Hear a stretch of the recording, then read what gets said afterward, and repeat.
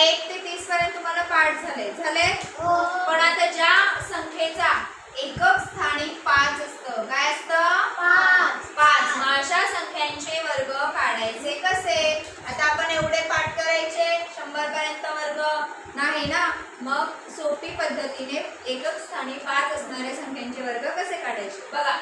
आता 5 चा वर्ग तुम्हाला माहिती आहे, किती आहे? 25 आहे बरोबर. 15 चा 225, 25 चा 625. आता 25 लाच अडकला ना, तर इथे बघा आता 5 चा वर्ग किती?